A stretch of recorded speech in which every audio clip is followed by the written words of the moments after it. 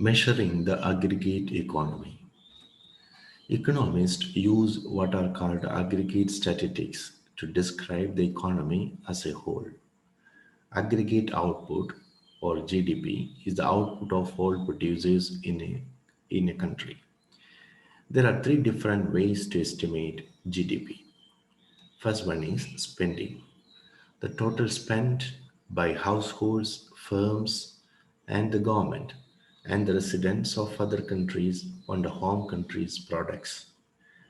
Second method is product method. In this method, the total output produced by the industries that operate in the home economy will be added together to find out the GDP. Production is measured by the value added by each industry. We know what is value added. Value added is the difference between the value of output and the input used to produce that output. This means the cost of goods and services used as inputs to production is subtracted from the value of output. And this is done mainly to avoid double counting. Third method is income method. In this method, the sum of all the incomes received, comprising wages, profits, and the incomes of self-employed people and taxes received by the government will be added together to find out the national income. So, in short, there are three important ways to estimate the GDP. One is spending, or when we do some spending in the economy, the total GDP could be calculated, and spending may be done by four sectors. One is the household, second is the firms, and third is the government, and the fourth is the spending on commodities produced in India by the foreigners. So these are the four ways of spending that normally that is occur in an economy. And while people do these kinds of spending, we can calculate the GDP. That's a spending method. And product method means simply in this method, what we do is that we are adding up the value of commodities produced in the economy, and when we add up the value of commodities, we ensure that only the value added is included in the production, because if you include the value of all commodities, then it will lead to what is called double counting. Therefore, only the value of the final goods and services produced in the economy will be added to find out GDP under the method product method. Then in the third method, we calculate the incomes received by the people in different forms like rent, wages, interest, and profit, and that will be added together to find out the income. Along with that, we will add also the income of the self-employed.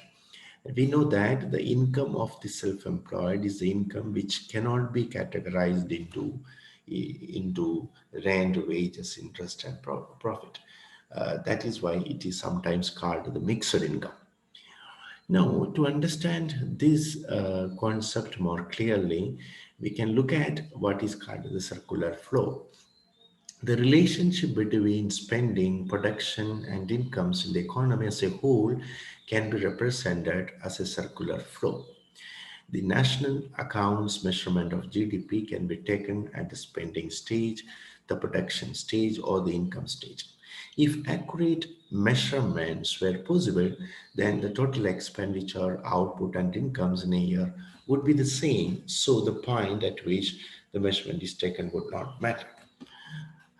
Here, we know that in this economy, there are two sectors, household sector and firm sector, and there is the movement of goods and services from the firms to the households. That's a value added by firms, and that goes from the firms to households.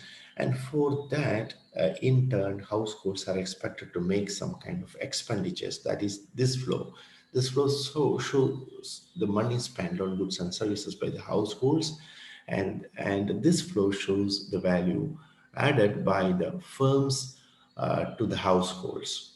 And here we also show another flow, that's goods and services going to households, and labor force that's coming from the households to the firms.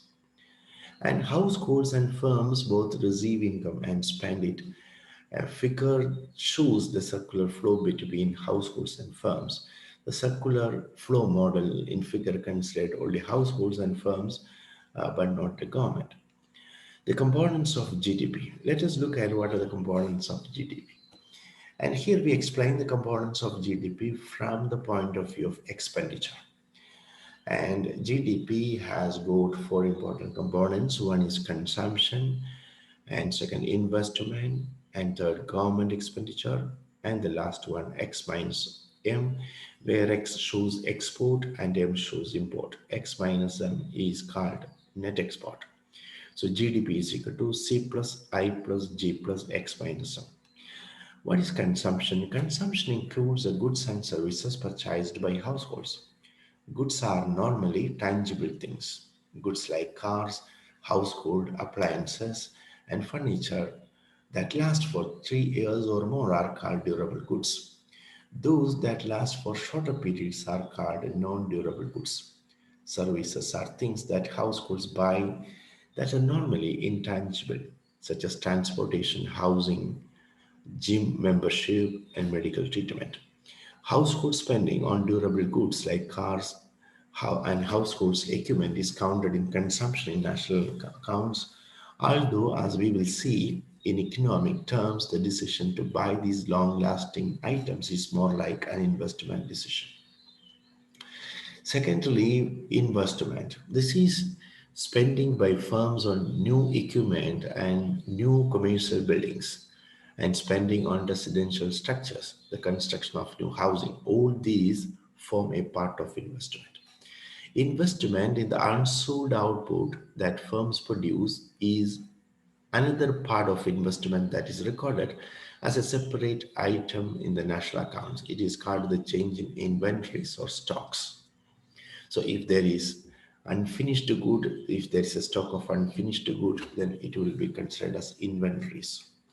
And thirdly, government spending on goods and services. This represents the consumption and investment purchases by the government. Government consumption purchases are of goods and services. In government investment spending is on the building of roads, schools, and defense equipment. Net export. Net export is the difference between export and import, also called trade balance. And this is the difference between the value of exports and imports. Exports, domestically produced goods and services that are purchased by households, firms, and government in other countries. That is what is meant by export. And what are imports? Goods and services purchased by households, firms, and governments in the home country that are produced in other countries. That is import. So the difference between these two, export and import, that is what's called net export. So in short, the GDP has four important components from the expenditure side. One is consumption, investment, government expenditure, and the difference between export and import. Now, what there are some limitations of GDP as a measure of the economic progress of a country. We list out five important limitations. First, it does not take into account the underground economy or black economy. It does not take into account the non-marketed activities like the food prepared by the mothers. And third, it does not take into account the negative externalities. And fourth, it does not take into account the opportunity cost. And fifth, it does not take into account the income inequality. So these are the important limitations of GDP as a true measure of the economic progress.